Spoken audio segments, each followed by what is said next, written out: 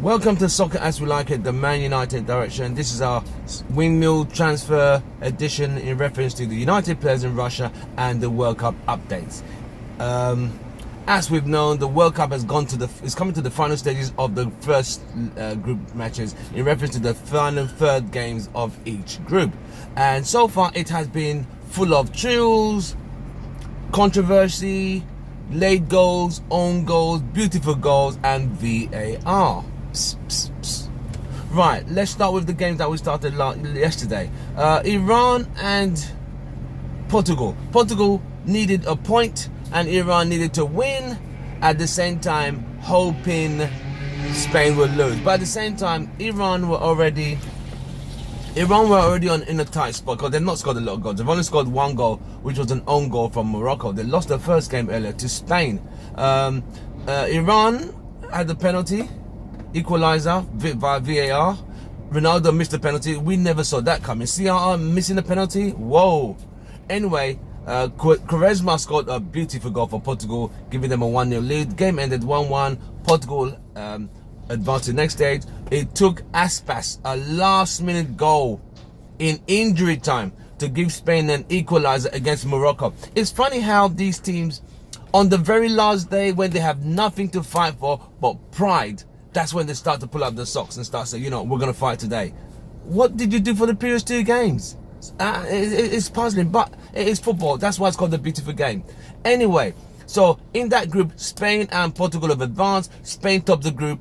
Portugal comes behind. Even though they got the same points, Spain have just got one goal more than Portugal.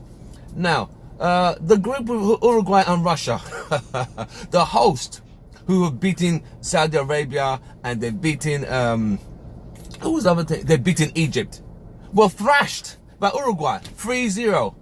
And this is a team people need to start to watch. Uruguay have scored 5 and conceded no goals, 9 points, and they're very organized. So they are meeting Portugal in the next stage of group of 16.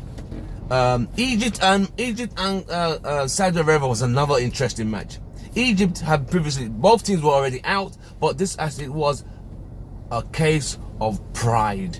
And Egypt, again, were destroyed totally. They were rubbish. I don't know why they wasted that African ticket to come to the World Cup and play so poorly. They lost again 2-1. They lost previous game 3-1. They lost 1-0. So they've really gone home with 0 points. Totally rubbish. Right, let's move on. Before we move on, don't forget to hit the like button on this video. Don't forget to share, drop your comments, we could talk about it, and don't forget to hit your notification button to receive videos from Soccer As We Like It, the Man United direction. Also, another thing you need to do is don't forget to subscribe if you are a new viewer. Let's proceed. So it's moved on to day 2 of the second final stage of games. Nigeria, Super Eagles, Nigeria's hope of the Super Eagles. Ahmed Musa was the hero of the last game. He was facing an Argentinian team that were fighting to stay in the tournament. Could you imagine a tournament, second stage with no Argentina?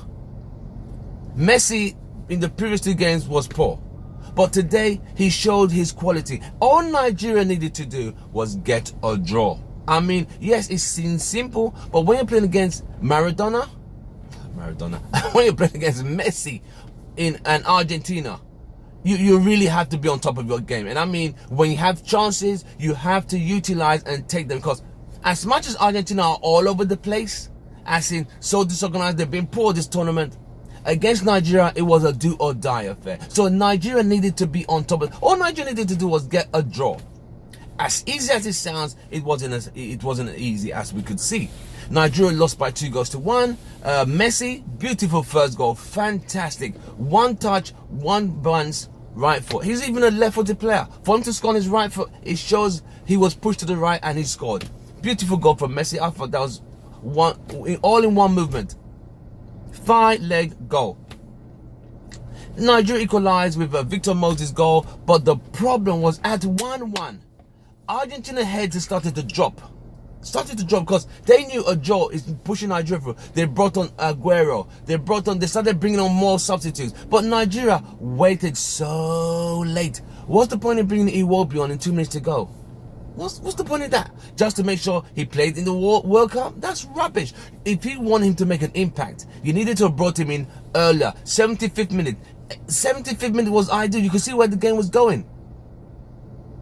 And Ighalo, China-based striker, was absolutely and utterly shambolic. He was a total shambles. 3 strikes, 3 chances against Argentina, whose defense was all over the place. And he fluffed all of them. Like I just said, if you don't take your chances, you will pay. And Nigeria paid because Ighalo messed up. Completely messed up. But it is what it is. So he's made Eagles go home. And a last minute, 2 minutes to go of normal time. And Rojo, a left-footed defender, in the box, playing as a striker, got the winning goal. Rojo's goal for Rojo, a Man United defender, sends Nigeria home. Because no one was tweaking him. Even Victor Moses was close to him, but that's not Victor Moses' job. Where were the defenders? All over the place. Well, Nigeria's out. So is the other game in that group was between Croatia and Denmark. Croatia and Iceland. Iceland needed to win, but they fought vigorously. But Croatia, even though they have qualified, they didn't take any prisoners. They still went there, did a professional job, and beat Iceland 2-1. Croatia is another team people need to watch out for. 3 games, 9 points, 100% record. So in that group, Croatia and Argentina have qualified. Nigeria and Iceland, goodbye and good night. Come back again in 4 years' time. Next group today was the match between Denmark and France. France already qualified, but Denmark needed not to lose the game to give any hope to Peru and Australia. I mean, Australia needed to beat Peru to qualify for the next stage and hope Denmark lose to France. France did not really play as much as they wanted to. I think they were just conserving energy.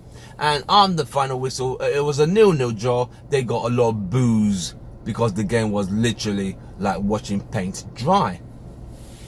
The game between Australia and Peru have played some beautiful, scientific, mesmerizing football for this tournament, but they've not had the rub of the green. They lost to Denmark, lost to France, 1-0, 1-0, and played some good football. But today it paid off. They scored 2 beautiful goals. The last goal by Ighalo. I can't pronounce it. I don't want to call it. Ighalo scored the last goal, making it 2-0, and Peru were able to. Yes, they're out, but they're left in style. The fans were happy. They remind me of the Panama fans who were being humiliated by England, but they scored the first ever goal, and the fans were just like, we're happy. And Peru were happy. They didn't lose all games. They lost 2 and won 1. So they leave with 3 points. They did well. They did themselves proud. So that's where we are at this stage. Portugal, Spain advance. Uruguay, Russia advance. Argentina, Croatia advance. France and Denmark advance. So we're waiting for the next round of matches, which will be played tomorrow. So we would update you. There's no update. Another update on the United players in Russia. Rojo, United's central defender, scored the winning goal that knocked out Nigeria today with a right foot volley, and he has literally broken the hearts of many Nigerians and many United fans who are supporting the Super Eagles. But he has to do what he has to do for his country, which is Argentina, and he did what he needed to do because that's what he's there for, to help his country get to the next stage, and that's what he did. And like I said, if you don't take your chances at this level of football, you will be punished. And Nigeria had the chances with Ighalo. That clown refused to not take all his chances. He could have got a hat-trick today, and he's crying at the end of the game. Mate, get a life. Anyway, don't forget to hit the like button. Don't forget to subscribe to my channel, Soccer As We Like It, the Man United direction. Yes, it's the World Cup. We're following United players in Russia. We're following the World Cup goals. And we're following any transfer rumours that is linked with Manchester United. United, most transfers have been put on hold for now. But business should still be carrying on. But most of the paparazzi who cover all these transfers are all in Russia watching the World Cup. So Don't forget, hit the like button. Don't forget to subscribe. Don't forget to hit your notification button. I'm Tim Russell, Soccer As We Like It, the Man United direction, reporting in reference to the World Cup updates. We shall see you in 2 days' time. Thank you very much.